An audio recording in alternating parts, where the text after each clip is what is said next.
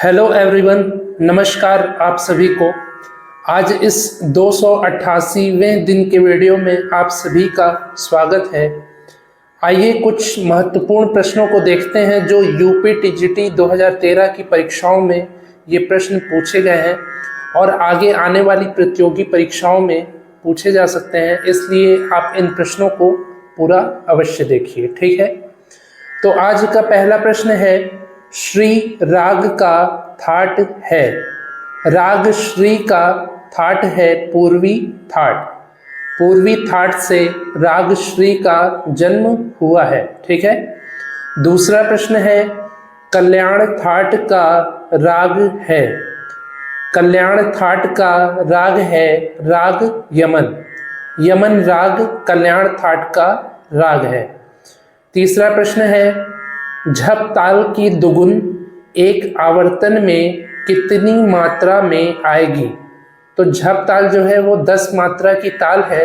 यदि इसका दुगुन कर ले, यानी कि एक मात्रा में 2 बोले तो दुगुन करने पर झप ताल का जो है एक आवर्तन में आएगा 5 मात्रा में। 5 मात्रा में झप ताल की दुगुन जो है एक आवर्तन में आएगी। इसके बाद चौथा प्रश्न है, झप ताल की तिगुन एक आवर्तन में कितनी मात्रा में आएगी। झप ताल की तिगुन एक आवर्तन में 3 सही 1/3 मात्रा में आएगी, यानी कि 3 मात्रा में आएगी ही और चौथे मात्रा के 1/3वें भाग में झप ताल की तिगुन जो है वो आएगी। ठीक है। इसके बाद पांचवा प्रश्न है, म प ध प ग म प ग म रे सा, ये स्वर किस राग का है ये पूछा है। तो ये स्वर है कामोद राग का। संगीत में सबसे पहले जैसे बीए वगैरह आप करेंगे तो बेसिक रागों में सबसे पहले आपको कामोद राग को ही सिखाया जाएगा। ठीक है। म प ध प ग म प ग म रे सा, ये कामोद का अंग है। इसके बाद छठवां प्रश्न है, विलंबित लय को पाश्चात्य संगीत में कहते हैं। विलंबित लय को पाश्चात्य संगीत में अदांता कहते हैं। ADANTA, अदांता जो है विलंबित लय को पाश्चात्य संगीत में अदांता के नाम से जाना जाता है। सातवां प्रश्न है, लय के प्रकार हैं। लय के 3 प्रकार होते हैं। ठीक है, 3 प्रकार का लय होता है, विलंबित लय, मध्य लय, द्रुत लय। तो ये जो है तीनों जो है ये लय के प्रकार हैं। आठवां प्रश्न है, डो रे मी फा सोल ला सी स्वर प्रयुक्त होता है।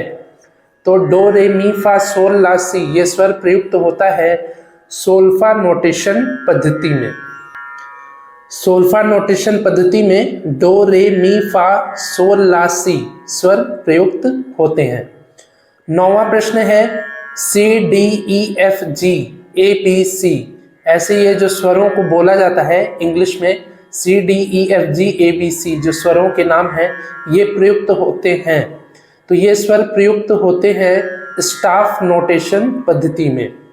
स्टाफ नोटेशन पद्धति में CDEFG ABC या C शार्प D फ्लैट, ठीक है, ऐसे तरह के स्वर जो होते हैं वो स्टाफ नोटेशन पद्धति में प्रयुक्त किए जाते हैं पाश्चात्य संगीत में। ठीक है। इसके बाद 10वां प्रश्न है, पाश्चात्य संगीत में मध्यम स्वर का नाम है। तो पाश्चात्य संगीत में मध्यम स्वर का नाम है फा। तो हिंदुस्तानी मध्यम स्वर के समान पाश्चात्य संगीत का जो स्वर है वो है फा। डो रे मी फा सोल ला सी में फा जो है वो मध्यम स्वर के समान है। 11वां प्रश्न है, भातखंडे ताल पद्धति में खाली का चिन्ह है। तो भातखंडे ताल पद्धति जो सबसे ज़्यादा प्रचलित है उत्तर भारत में, तो उसमें जो खाली का चिन्ह होता है वो होता है 0। सम का चिन्ह क्रॉस के द्वारा और खाली का चिन्ह 0 के द्वारा दर्शाया जाता है। 12वां प्रश्न है, अहोबल जी ने मेलों की संख्या बताई है। तो पंडित अहोबल जी ने मेलों की संख्या बताई है 19 मेलों को अहोबल जी ने बताया है। 13वां प्रश्न है, कवि लोचन जी ने मेलों की संख्या बताई है। कवि लोचन जी ने मेलों की संख्या बताई है 12। इन्होंने मेलों की जगह संस्थान नाम को दिया है, तो 12 संस्थानों का वर्णन जो है वो कवि लोचन जी ने किया है। ठीक है। 14वां प्रश्न है 10 ठाटों के प्रतिपादक हैं। 10 ठाटों के प्रतिपादक हैं भातखंडे जी।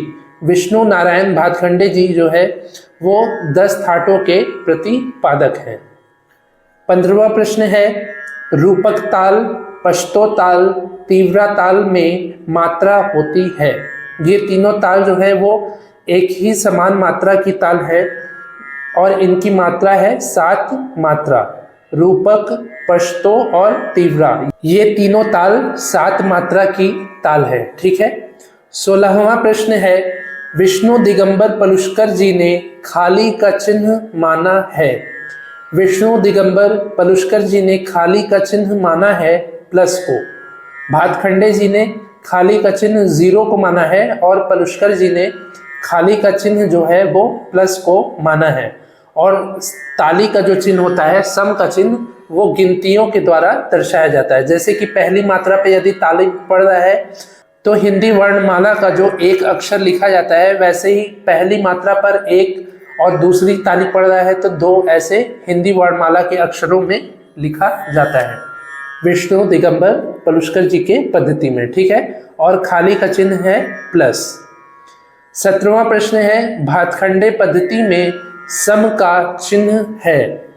भातखंडे जी के ताल पद्धति में सम का चिन्ह है क्रॉस। क्रॉस के माध्यम से सम का चिन्ह दर्शाया जाता है और पहला जो मात्रा पड़ता है ताली, उस पर क्रॉस दिखाया जाता है और बाकियों पर गिनती गिना जाता है दूसरी मात्रा से। ठीक है।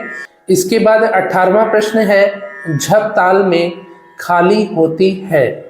झप ताल में एक खाली होती है जो कि 6वीं मात्रा पर होती है। झप ताल 10 मात्रा की ताल है। पहली मात्रा पर ताली पड़ती है और 6वीं मात्रा पर केवल एक ही खाली पड़ती है। मतलब पूरे ताल में केवल एक ही खाली होती है जो 6वीं मात्रा पर पड़ती है झप ताल में। ठीक है। इसके बाद 19वां प्रश्न है झप ताल की आड़ एक आवर्तन में आएगी।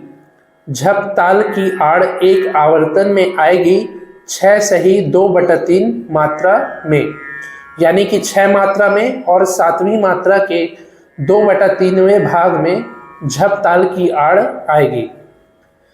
इसके बाद आखिरी प्रश्न है 20वां प्रश्न राग यमन का वादी संवादी स्वर है।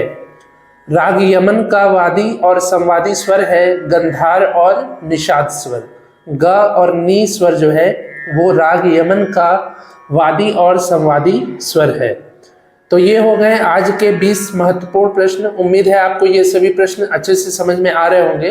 प्रतिदिन शाम 5 बजे ऐसे ही प्रश्नों को देखने सीखने के लिए आप हमसे ऐसे ही जुड़े रहिए। यदि आपने इस चैनल को सब्सक्राइब नहीं किया है तो सब्सक्राइब कर लीजिए और भविष्य में ऐसे ही वीडियोस को देखने के लिए आप हमसे ऐसे ही जुड़े रहिए।